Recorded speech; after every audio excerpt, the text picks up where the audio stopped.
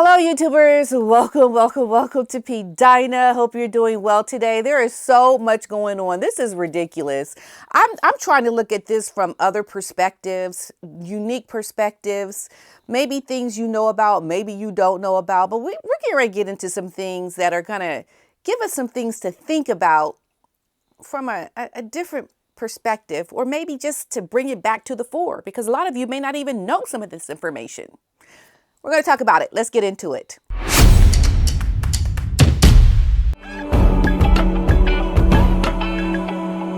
We're going to talk about the connection between the people. Before I go into that, though, I want to say that I believe the reason why all of this has gotten into a racist row with the allegations around Omid Scobie's book Endgame and the resurfacing of this whole what the baby's going to look like debacle that's in the book Endgame. You guys all know what I'm talking about. Well, I think it became this whole racist thing because of Oprah. And I think Oprah is the reason why people are looking at this as being racist, because of how she reacted to the question. What? And Who is having that conversation? It implied something that most people weren't even thinking was racist, but it was from Oprah's reaction that made people think, oh, well, that's racist. That's, and it was a subliminal thing into people's minds via the reaction that Oprah had.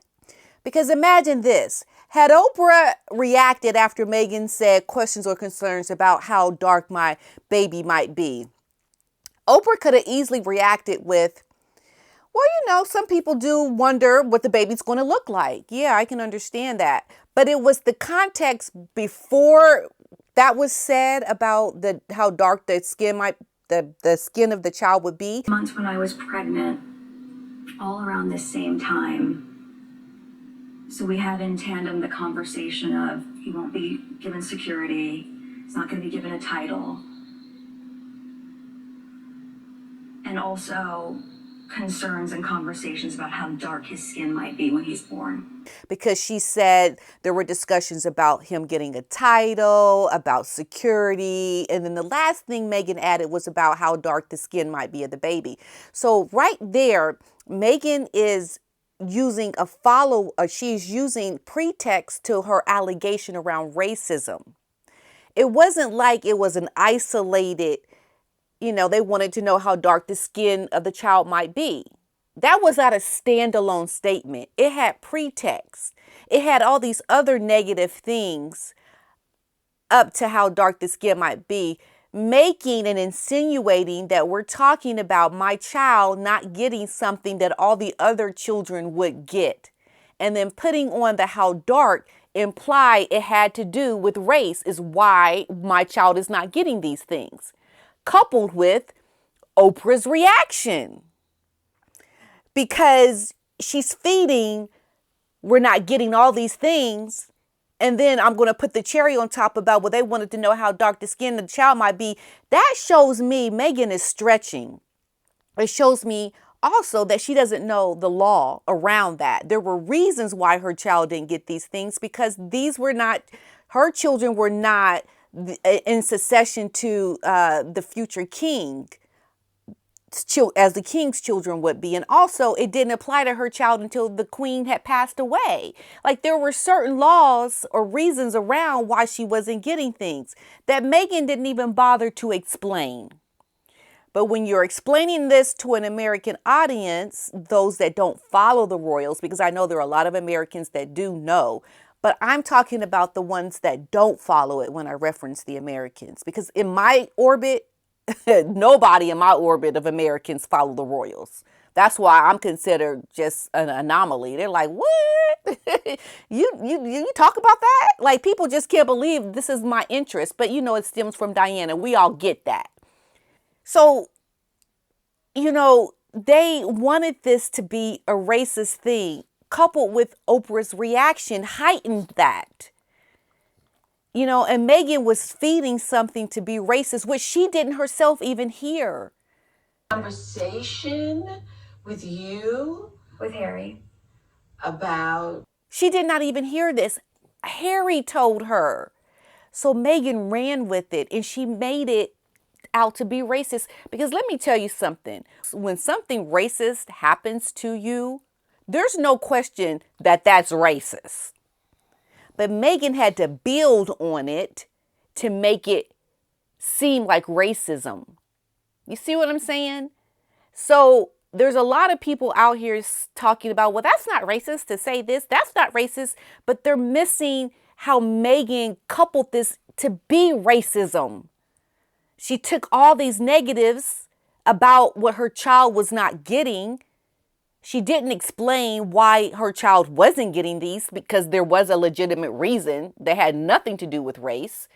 And then she put this little cherry on top that Harry told her so that she could make it into a racist looking like claim. Then Oprah's reaction doubled it to be shocking. What? What? Well, who's having that conversation? So this whole thing around racism has taken a woman that does not even look black, has never had black experiences. Most people didn't treat me like a black woman. Has never had anyone act or do anything racist towards her. With a black woman that looks black who is making money by having this interview, getting the juice, trying to get something in the pre-marriage days with Meghan in terms of an interview. There was a plot and plan for all of this.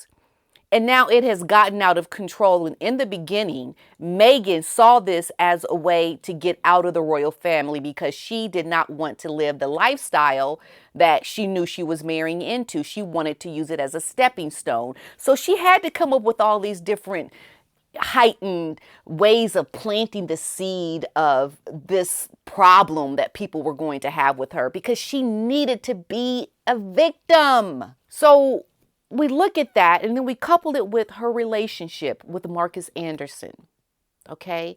Meghan knew Marcus Anderson from her times living in Canada, and he was part of the Soho house, and his relationship with Meghan got stronger. And it looks like Marcus Anderson actually introduced Meghan to Omid Scobie because Marcus Anderson was dating Omid. They were boyfriends.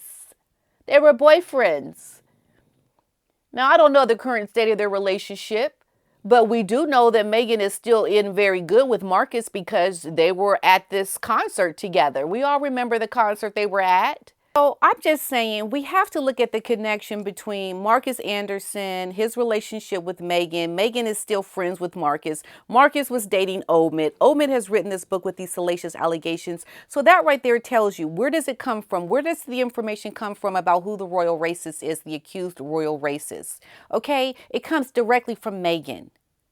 And now Meghan's camp is in a panic because this is going to definitely harm her career. Is going to have repercussions around the work and projects that her agent was working on with her. What now will she do with these allegations out there where she has thrown the royal family into a tailspin? And I cannot imagine how difficult this must be for the royal family right now, considering all the good work that they are doing. It is reported that King Charles and Prince William are preparing crisis talks after the fallout around these racist allegations in Omid's new book. And how well they embraced Meghan. Even though they thought the relationship was too soon, they still embraced this woman. And she has still done what she has done to this family. I think the king definitely needs to come out and say something. He needs to address it. He needs to put a stop to it. And if Meghan and Harry don't come out with their quoted words saying they denounced the Endgame allegations, then you know they were behind it. They had to be behind it if they're not going to say anything. So this is a turning point. And if I told you all Get your popcorn. Was I not right? Get your popcorn, because this right here is a big mess. It's a big mess for the royal family. It's a big mess for Meghan Markle and her trying to rebrand her career. It's like almost, you're not going to go forward with the career in Hollywood. We're going to stop and address this issue. You need to stop and own up what has happened, Meghan. Because Meghan and Harry can't just like, okay, we're Archwell, eyes over here. We're doing our own thing. We're moving on. We're never talking about the royals again. We're doing this. No, Let's address that spinach. Let's address the spinach in between your teeth about what you have done to the royal family, the havoc you have now caused. A family that is out doing work, trying to sustain a very old institution that is definitely progressing. They have high approval ratings, but yet and still this woman, Meghan, is trying to take it down, or has tried to take it down, and now she wants to move on and do her own thing. You need to stop. It's time to address the issues, what you have done, Meghan Markle. You have caused so much pain and havoc to a family that it's no wonder that they did not want Harry to marry an American divorced woman of color. Because look now, okay, let's say people are racist and they don't want someone of color to marry into their family. They would not even allow it. It would be stopped at the front door. But the fact that they even allowed this woman to marry Harry, they showed up to the wedding. The king walked the woman down the aisle. The fact that all this happened shows progress. This is one of those things where Meghan has to address it. Meghan and Harry, stand up, address the royal racist allegations, and say you were not a part of it. The relationship with Meghan and her friend Marcus and his relationship with Omid, there's a clear direction that says Meghan Markle is the connection to the royal racism claims. She needs to address it. And no one in her camp needs to address it. No, the words need to be coming from her mouth. The royal family is not racist, need to come from their mouths. End of story.